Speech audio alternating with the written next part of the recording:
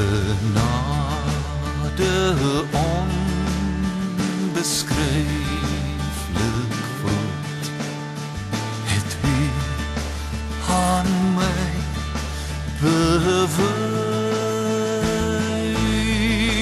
verlore seun, 'n wegloopkind weer die Vaderhuis.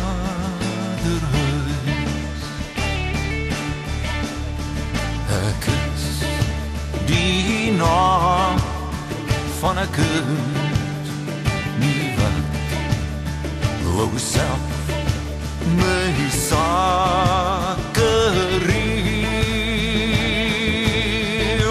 my liefde, my kanse, tyd en geld is nutteloos verspil.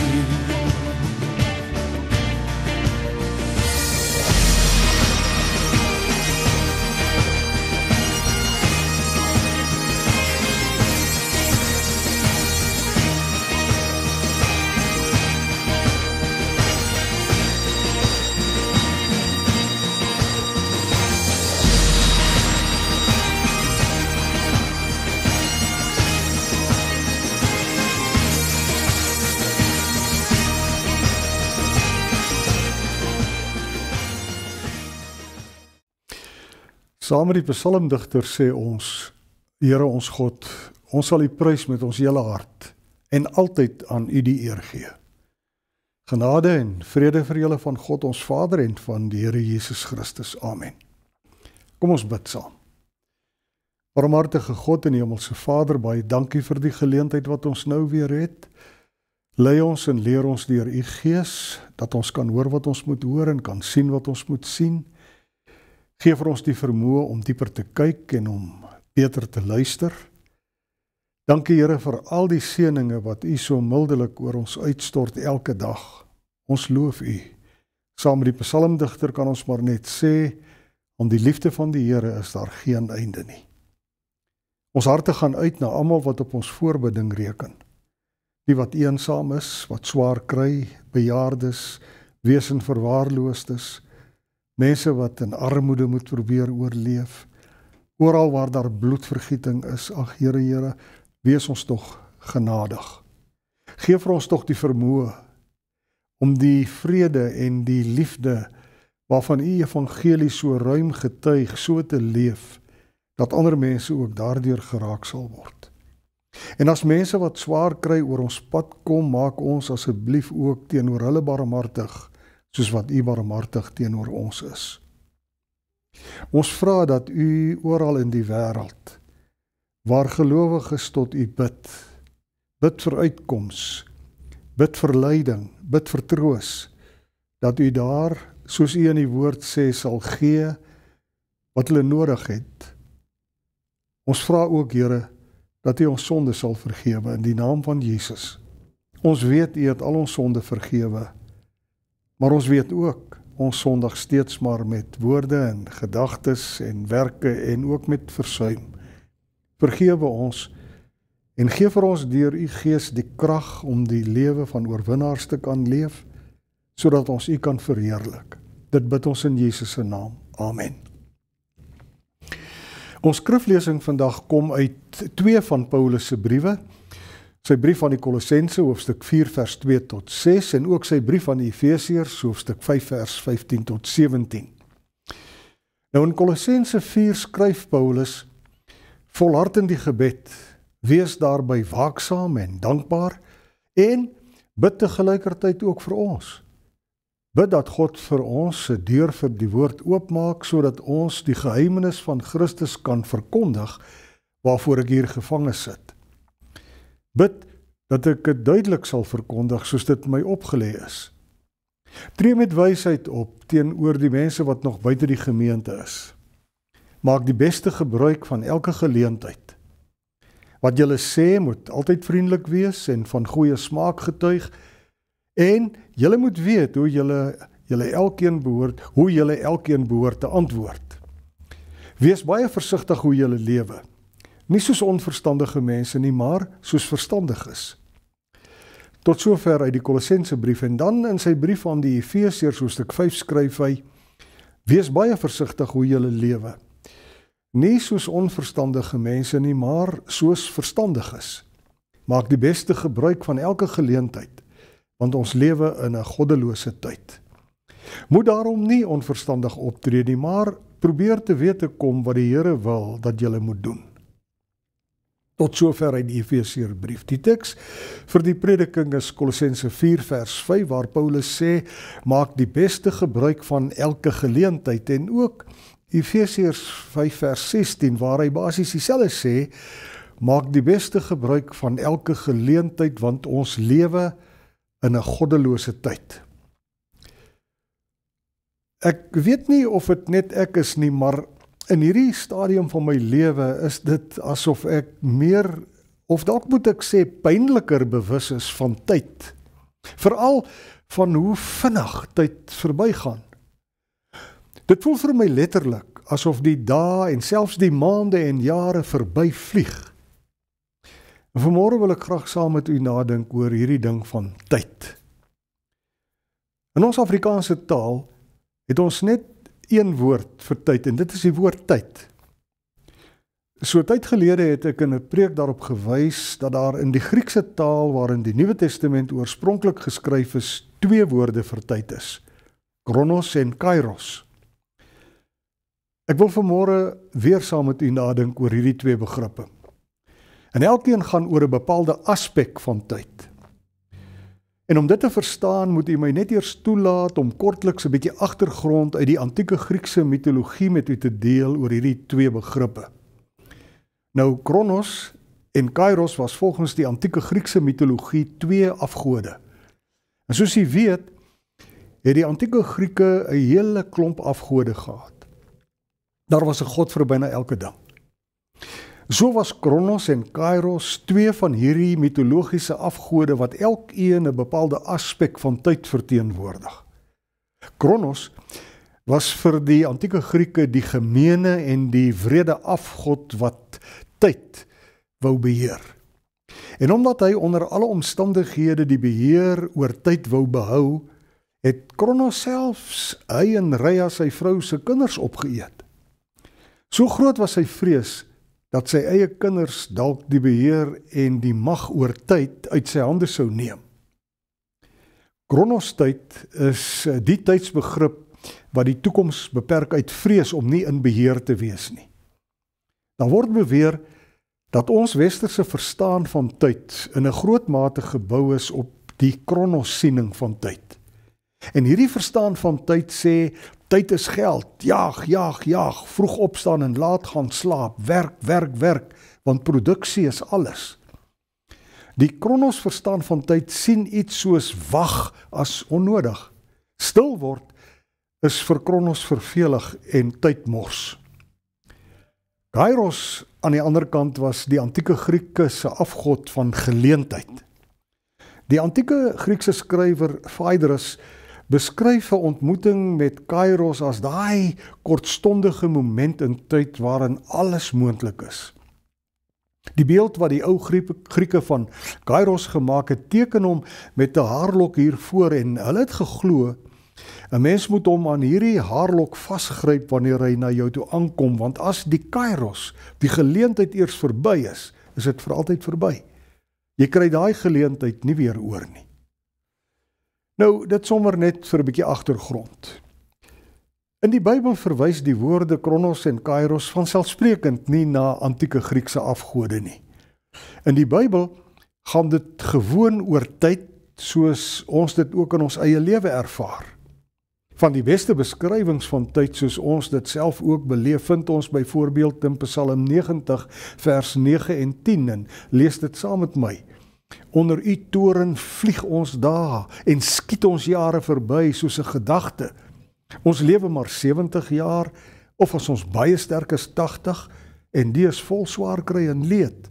Dit is gou verby. Ons vlieg na ons einde toe. In sy eie leeftyd, hoeveel honderde jare gelede, ervaar die psalmdigter reeds hoe 'n mens se dae vlieg en hoe jou jare verby skiet.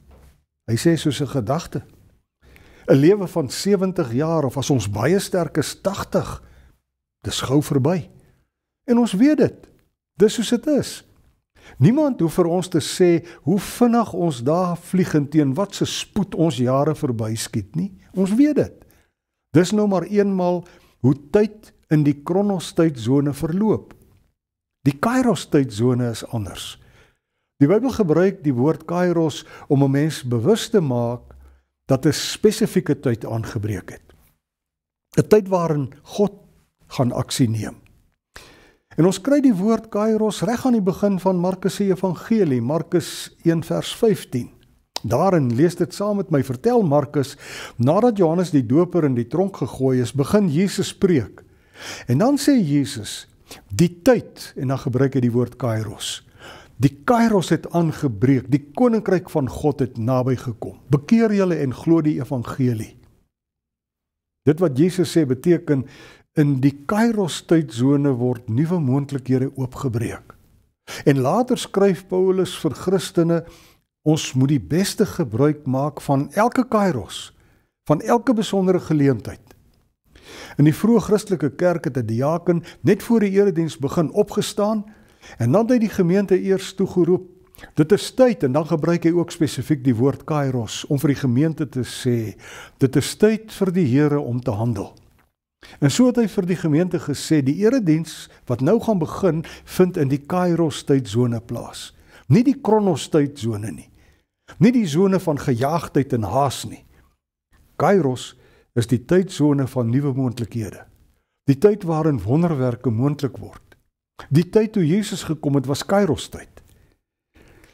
Met Jesus se koms het die afwagting op die koms van die Messias in vervulling gegaan en so het die tyd letterlik vol geword van nuwe moontlikhede.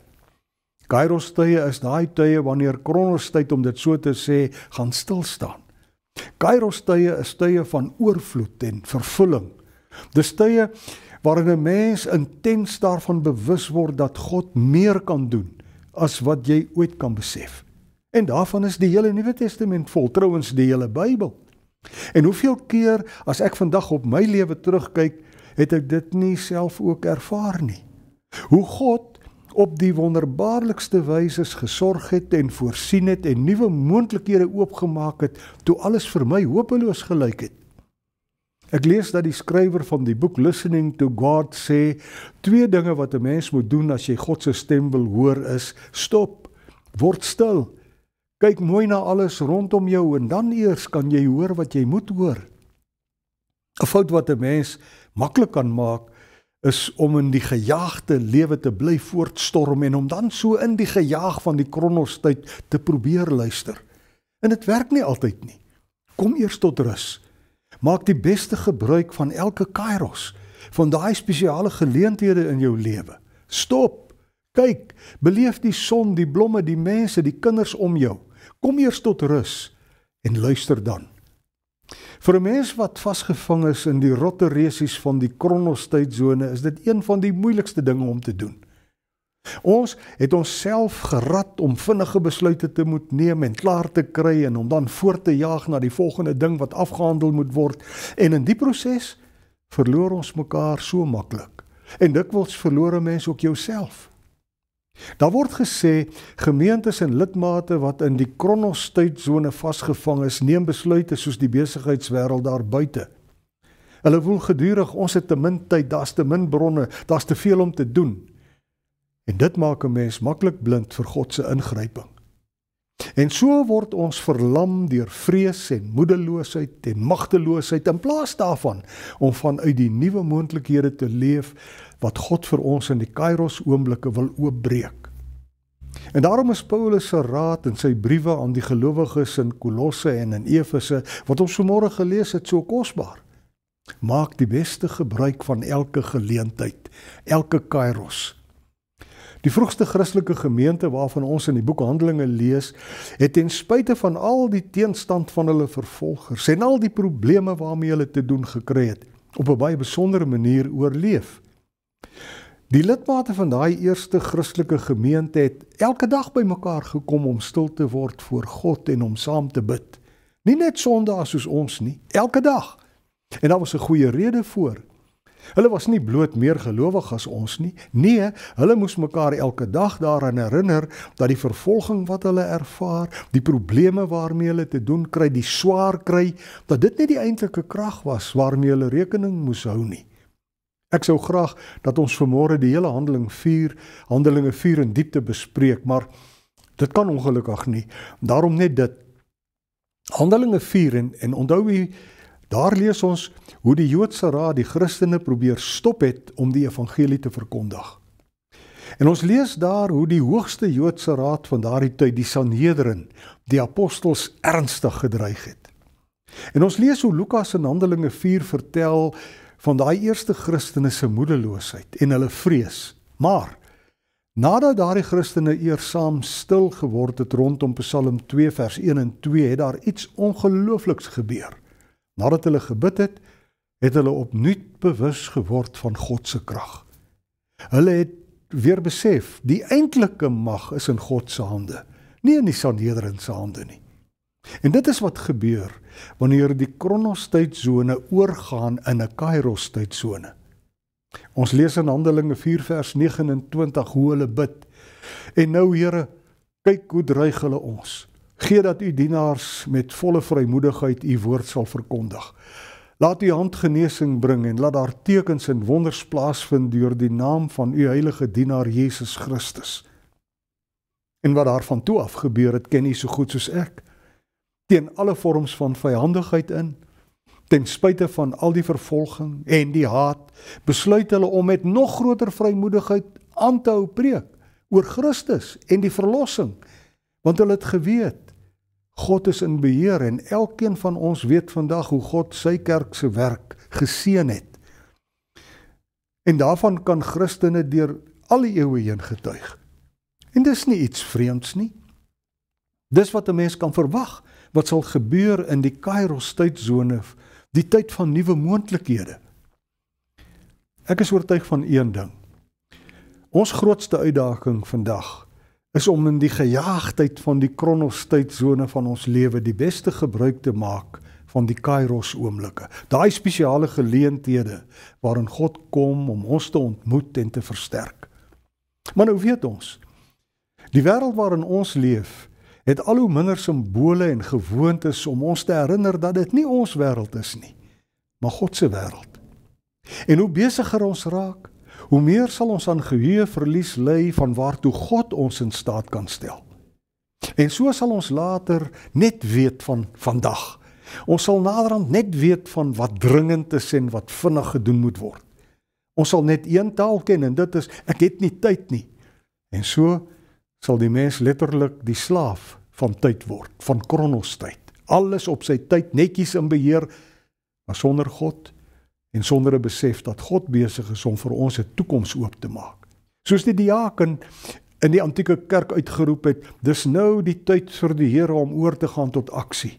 Dis nou die tyd waarin die lewende God ons wil ontmoet. Dis nou die geleentheid, die Kairos, waarin God ons roep en ons nuut maak en ons stuur. Ek wonder party dae, as ek my lewe sou kon oorkry, wat sou ek anders doen? Sou ek die tyd wat die Here vir my gun, dalk anders, dalk beter benut het? Maar dan dink ek so, as ek my lewe sou kon oorkry, sou ek dit nie anders wou hê as wat dit tot nou toe verloop het nie. Natuurlik het ek baie foute gemaak, en daaroor is ek spyt. Ek het sekerlik ook in my lewe baie mense teleurgestel en gefaal. Daarvoor vra ek vergifnis. Maar tog ten spyte van alles kan ek ook met die grootste dankbaarheid saam met die digter van Psalm 16 sê, dankie Here. 'n Pragtige deel is vir my afgemeet. Ja, wat ek ontvang het is vir my mooi. So ek is die Here dankbaar vir die Kronos tydsone in my lewe, die tyd van getroud wees, van kinders grootmaak, van werk, vergaderings bywoon, beplanning doen hiernatoe en daarnatoe jaag. Die Kronos tydsone van my lewe was daar, met sy soet en sy suur, en dit was goed. Ek het in my lewe tot sover baie beleef en baie geleer, althans so hoop ek. Ek sou egter, as ek my lewe sou kon oorkry, die Here van die begin af baie meer gevra het vir die wysheid om die kairos geleenthede in my lewe beter te benut. Daai spesiale geleenthede wat die Here gekom het om my te ontmoet. En glo my, daarvan was daar ook baie. Ek sou, as ek my lewe kon oorkry, die Here van die begin af baie meer gevra het vir die wysheid om dieper te kon kyk, om beter te kon luister na sy stem en om beter te verstaan hoe God besig is om nuwe moontlikhede oop te breek. Daarvan het ek, en ek sê dit met skaamte, ongelukkig te veel gemis. En nou weet ek dat God in sy vrymagtigheid 'n mens op enige manier waarop dit hom behaag kan ontmoet en kan roep en kan nuut maak en stuur. Daarvan kon William getuig en Moses en Elia en vele ander. Maar soos ek die Bybel verstaan, is daar normaalweg 5 maniere, 5 geleenthede waarop 'n mens kan verwag dat God na jou toe kom om jou te ontmoet. 5 geleenthede waarvan 'n mens elke keer die beste gebruik van moet maak. God kom na ons toe deur sy woord, die Bybel. Hy kom na ons toe deur die erediens. Hy kom na ons toe deur die sakramente, die doop en die nagmaal. Hy kom na ons toe deur ander gelowiges en deur die kerk.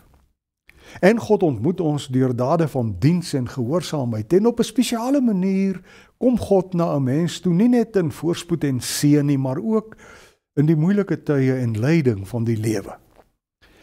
En die gevaar is dat 'n mens daai ontmoetings met God baie maklik kan misloop as gevolg van die eise van die Kronos-tydsone se uitdagings en gejaagdheid. En daarvan lees ons ook op vele plekke in die Bybel. Ons moet altyd onthou, God dwing 'n mens nooit in enige rigting nie. Hy dwing ook nooit sy wil op 'n mens af nie. Hoekom dit so is, weet ek nie. Maar wanneer ons die verhale lees van Adam en Eva, van Abraham en Lot en Jakob en Esau en van soveel van ou Israel se konings, dan hoor jy van mense wat God geroep het, mense na wie toe God gekom het, maar dan mense wat nie God se roeping en God se beskikking oor hulle lewe wou aanvaar nie.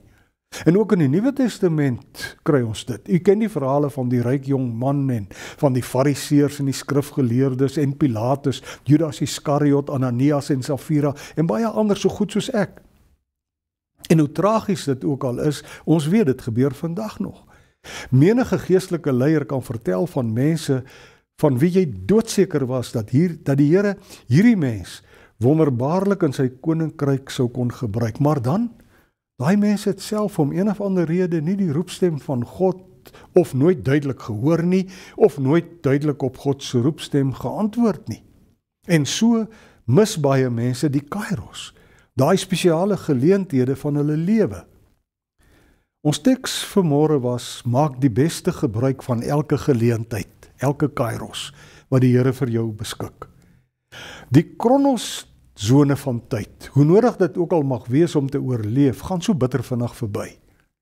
Die kairos tydzone egter, maak die vensters op die ewigheid oop. Of dit nou is wanneer jy jou Bybel lees, of in die erediens sit, nagmaal gebruik, of jou kinders laat doop, of dalk wanneer jy en ander gelowiges met mekaar praat, of waar jy dienswerk verrig, of wanneer dinge goed gaan met jou, of dalk selfs wanneer jy swaar kry of ly. Maak die beste gebruik van elke kairos, elke geleentheid. Want dit is hoe God kom om jou te ontmoet, om nuwe moontlikhede vir jou oop te maak. Vra God elke dag vir die wysheid en die onderskeidingsvermoë om die beste gebruik te kan maak van elke kairos, elke geleentheid waarin God kom om ons te leer wat hy wil dat ons moet doen. Amen. Kom ons bid. Here onse God, open asseblief ons geestesoë, dat ons kan sien watter hoop ons roeping inhou. Maak dit vir ons moontlik om bewus te wees van elke kairos, elke geleentheid, waarin U na ons toe kom om ons te ontmoet. Leer ons asseblief, Here, om die beste gebruik te maak van elke geleentheid, sodat ons U wil kan onderskei en kan lewe soos wat U ons bedoel het om te leef. En ons vra dit nie omdat ons ons eie voordeel soek nie, ons vra dit omdat as U dit nie vir ons moontlik maak nie, ons dit nie uit ons eie kan doen nie. In Jesus se naam, amen. Die Here sal julle seën en julle beskerm. Die Here sal tot julle redding verskyn en julle genadig wees. Die Here sal julle gebede verhoor en aan julle vrede gee. Amen. Genade